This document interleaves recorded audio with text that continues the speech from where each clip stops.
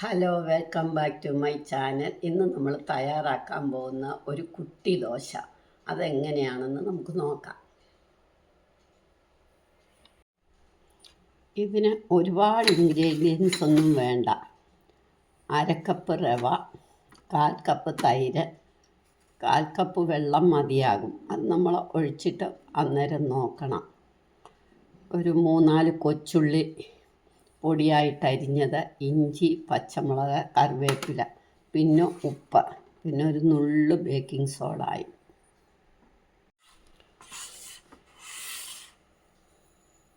ആദ്യം റവ എടുത്തു. നമുക്ക് 1/2 കപ്പ് വെള്ളം ഒഴിച്ച് നന്നായിട്ടൊന്ന് അരച്ചു കൊണ്ടുവരാം.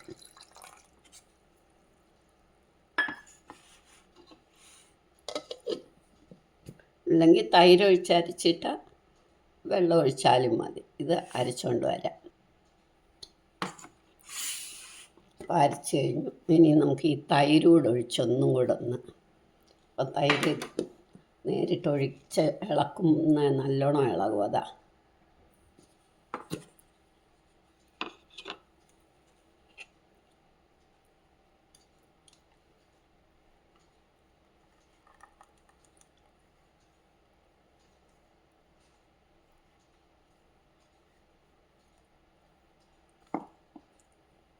ഇതിനകത്തേക്ക് പാകത്തിന് ഉപ്പിടുക, ഉള്ളി, കറിവേപ്പില, ചെറിയ ഉള്ളി ഇല്ലെങ്കിൽ സവാള ഇട്ട് വെക്കാം. ഇനി ഒരു നുള്ളു ബേക്കിംഗ് സോഡ കൂടി ഇടണം. ബേക്കിംഗ് സോഡ, ബേക്കിംഗ് പൗഡറോ അല്ല ഈനോ സാൾട്ടോ ഏതെങ്കിലും ഒരു നുള്ള്.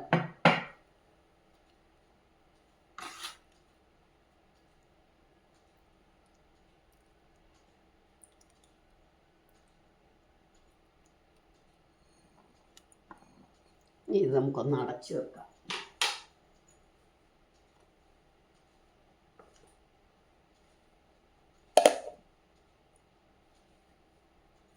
ഇനി ഇതൊരു 10 മിനിറ്റ് ഇരുന്നിട്ട് നമുക്ക് ദോശ ഉണ്ടാക്കാം. ഇതിൻ്റെ പരുവം കാണിച്ചില്ലല്ലോ, ഇങ്ങനെ ഇരിക്കും. ഇത് കുറച്ച് ഒരു 10 മിനിറ്റ് ഇരുന്ന് കഴിയുമ്പോൾ ഒന്നും കൂടെ കട്ടിയാകും. ഇത് ഇരിക്കട്ടെ. 10 മിനിറ്റ് കഴിഞ്ഞ് നമുക്ക് ഉണ്ടാക്കാം. ഇന്ന് നമ്മൾ ഒരു ഉള്ളി ചട്നി തയ്യാറാക്കാൻ പോവുക. എണ്ണ ഒഴിച്ചു, ഉഴുന്നലക ഇട്ടു, കടുക്, വറ്റൽമുളക്, കറിവേപ്പില,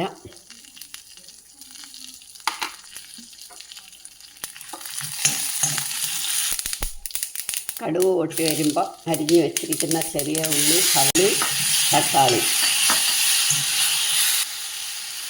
ഒരു 2 കറിവേപ്പില, കായപ്പൊടി, പാകത്തിന് ഉപ്പ്. സ്റ്റവ് ഓഫാക്കുക. തണുക്കുമ്പോൾ അരയ്ക്കും. തണുത്തപ്പം നമുക്ക് മിക്സിയിലോട്ടിട്ട് അരച്ചുകൊണ്ട് വരാം. അരയ്ക്കുമ്പോൾ ഒരു കഷ്ണം പുളിയും കൂടി ഇടുക.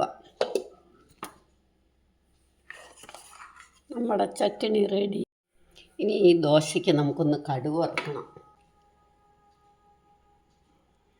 കുറച്ച് എണ്ണ ഒഴിച്ച് 2 ഉഴുന്നലക ഇടണം.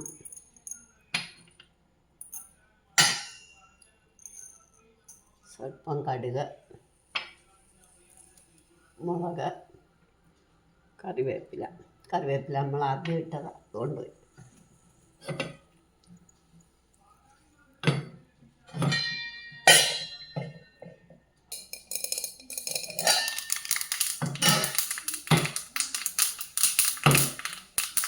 നമ്മളിതിനകത്തേക്ക് ഇട്ടു.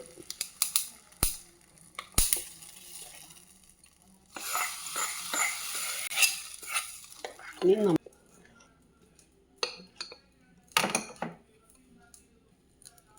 കടുക് വറുത്ത പാത്രത്തിലേക്ക് തന്നെ നമ്മൾ സിമ്മാക്കിയിട്ട് നമ്മുടെ ദോശ ഒഴിക്കാം. അത് സിമ്മാക്കി വെച്ചിട്ട് വേണം.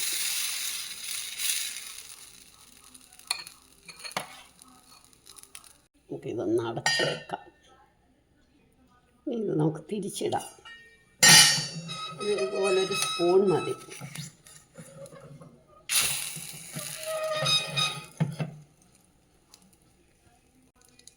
നമ്മുടെ ഇൻസ്റ്റൻ്റായിട്ടുള്ള കുട്ടി ദോശ റെഡിയായി. കണ്ടോ, നിറച്ച് ഇതുപോലെ വരണം. അപ്പം നല്ല സോഫ്റ്റാണ് ഇതങ്ങ്, വളരെ സോഫ്റ്റാണ്.